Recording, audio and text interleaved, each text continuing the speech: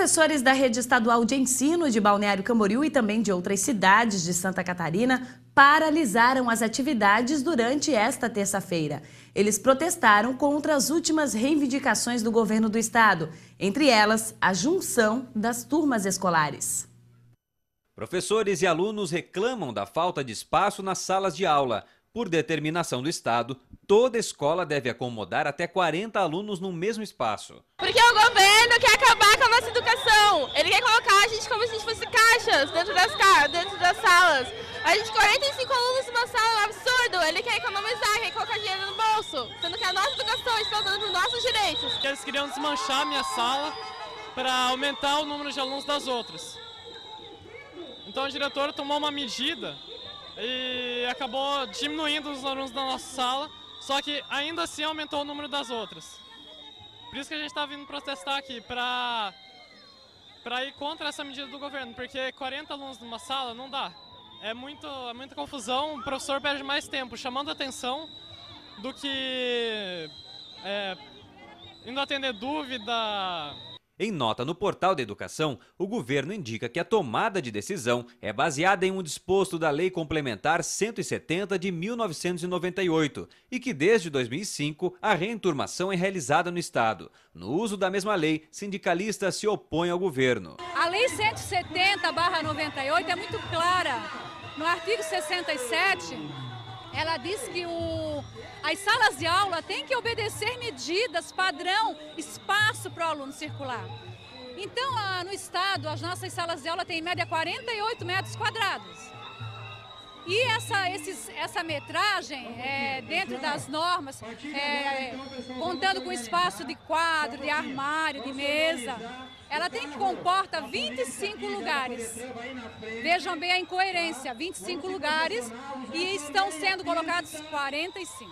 Além do movimento em frente à escola, os alunos saíram pelas ruas de Balneário Camboriú chamando a atenção de quem passava. O governo faz ressalvas e diz que age de acordo com a legislação em que no primeiro ano do ensino fundamental devem ter em sala 25 alunos, do segundo ao quinto ano 30 e do sexto ao nono 35 e no ensino médio no máximo 40 alunos. No caso da falta de espaço, a sala deverá ter até 30 alunos. Durante a tarde, um documento foi entregue ao Ministério Público que deve avaliar as reivindicações. E quem vem para comentar este assunto é Joaquim Lacerda. Boa tarde, Lacerda. No início dessa semana a gente falava sobre o investimento do governador aqui para a nossa região. Mas na questão da educação a situação ainda está bem complicada, né? Diminuir o número de turmas para economizar dinheiro é um absurdo. Com certeza. Boa tarde, Luciana. Boa tarde a você que está em casa. Você definiu, absurdo. E a argumentação do governo com relação a essa reivindicação é mais absurda ainda. Querer determinar que existe uma lei que diz que é tantos alunos nessa... Olha, isso é um absurdo. Tem que se pensar antes de determinar, sem nenhum critério, quantos alunos vai ter numa sala, no ensino fundamental, enfim...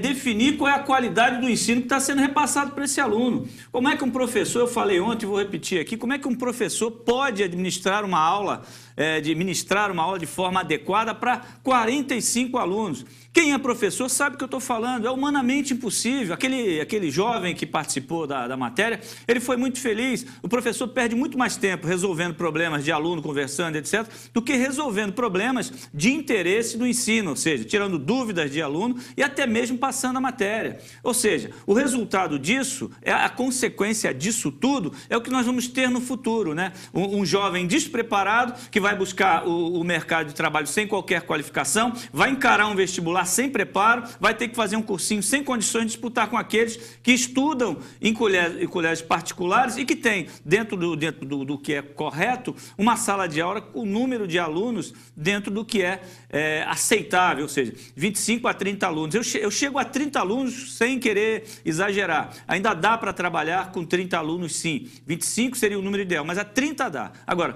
35, 40, 45, isso é irresponsabilidade do governo do Estado. Não existe argumento para isso. Como você falou no início da matéria, muito dinheiro. Sabe para quê que tem dinheiro? Para obras eleitoreiras. Que é ponte, rodovias, bacia de evolução, tudo bem, tudo isso precisa também. Mas ninguém se preocupa com aquelas obras que não aparecem.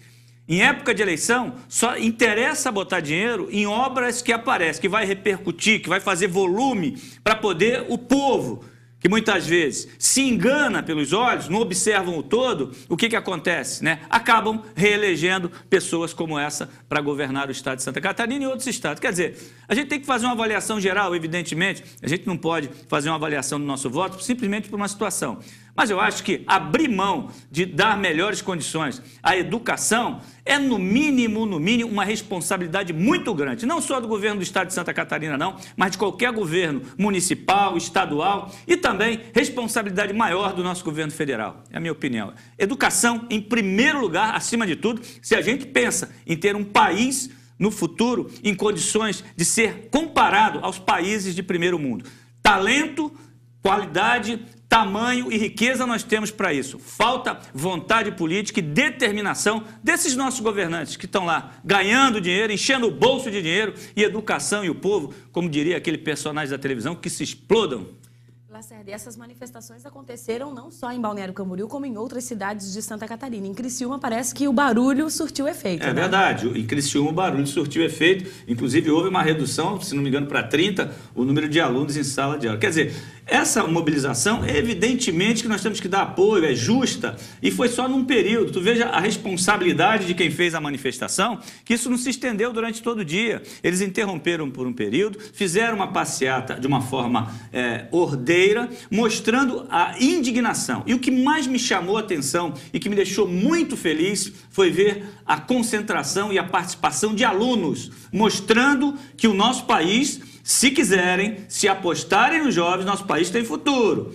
Eles estão interessados, basta dar condições ideais para que eles possam desenvolver o mínimo possível, que é aprender com qualidade. Sair da cadeira, ir para uma universidade e vir para o mercado de trabalho com qualidade, com um ensino exemplar na sua base, que vai dar, evidentemente, toda a sustentação do nosso futuro. Esperamos que os governos desse país possam repensar um pouco com relação à educação. Só vejo uma pessoa falar sério em educação nesse país, que sempre falou nisso, se chama Cristóvão Buarque. Esse o tempo todo vai falar que o caminho é pela educação. Se a gente não começar por aí, nós não vamos chegar a lugar nenhum. É verdade, Lacerda. E mudando rapidamente de assunto, hoje a Univale divulgou no seu site a lista lá com os valores, os gastos de 2012. E, para nossa surpresa, tem lá um déficit de milhões, né? Mais de 7. O que dizer desse assunto? O que dizer é o que eu disse hoje pela manhã, inclusive na sexta-feira eu vou ter a oportunidade de conversar com ele. Coisa rara, vou ter a oportunidade de conversar com ele, com o reitor da Univale. Eu gostaria que ele me explicasse, ele provavelmente na qualidade de reitor, como é que se administra um rombo desse tamanho, né? Como é que se consegue, qual é a engenharia matemática e econômica para se administrar isso?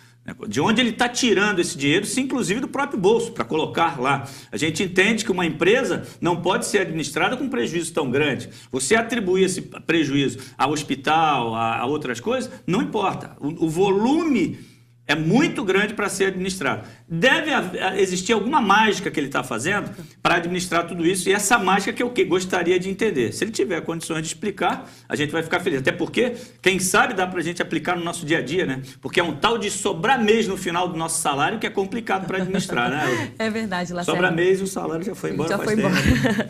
Ali no nosso site, então, tvmca.com.br, o pessoal de casa pode conferir esse balanço que a Univale divulgou. E vamos ver se ele dá a resposta, né? É verdade. Lacerda, muito obrigada e até amanhã. Até amanhã, boa tarde a todos.